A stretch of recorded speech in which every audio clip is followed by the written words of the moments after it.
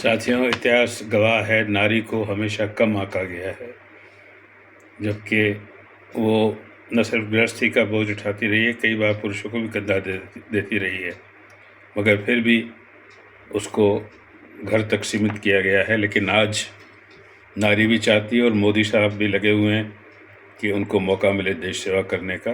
33% सीटें उनके लिए रिज़र्व करने के लिए कानून लाया जा रहा है आज लोकसभा में। तो नारी भी खुश है कि मुझे मौका मिले तो मैं देश की सेवा करके भी दिखाऊं। पेश है मेरी एक नज़्म। बहुत हुई गृहस्थी, हमें भी अब देश सेवा करने का तुम मौका दो। बहुत हुई गृहस्थी, हमें भी तुम अब देश सेवा करने का मौका दो। पुरुष का जीवन संवारने वाली नारी को अब देश संवारने का तुम मौका दो। देश संवारने का तुम मौका दो। हमने भी देखे हैं कई सपने अपने देश की सेवा करने के। हमने भी देखे हैं कई सपने अपने देश की सेवा करने के। देश को और आगे करने के, देश को और आगे करने के। वो सपने सच करने का तुम मौका दो। सपने सच करने का तुम मौका दो। बहुत हुई गृहस्थी, हमें भी अब देश सेवा करने का तुम मौका दो। अब तक पुरुष ने अकेले बोझ उठाया है देश की रक्षा का। अब तक पुरुष ने अकेले बोझ उठाया है देश रक्षा करने का। नारी भी आज पूरी तरह सबला है। नारी भी आज पूरी सबला है।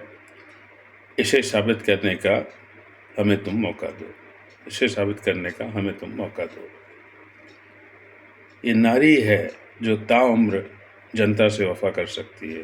ये नारी ही है जो ताउम्र जनता से वफा कर सकती है। सच्ची हमदर्द बन उनका दर्द बांट सकती है। सच्ची हमदर्द बन उनका दर्द बांट सकती है। दर्द बांटने का उसे तुम मौका दो। दर्द बांटने का उसे तुम मौका दो। बहुत ही गृहस्थी, हमें भी अब देश सेवा करने का मौका दो। सच्चाई ईमानदारी में भी पुरुषों से नारी कहीं आगे है। सच्चाई ईमानदारी में भी पुरुषों से नारी कहीं आगे है। जनता के पैसे का सही इस्तेमाल करने का उसे तुम मौका दो।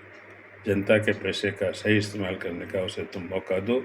बहुत हुई गृहस्थी, हमें भी अब देश सेवा करने का तुम मौका दो। Thank you.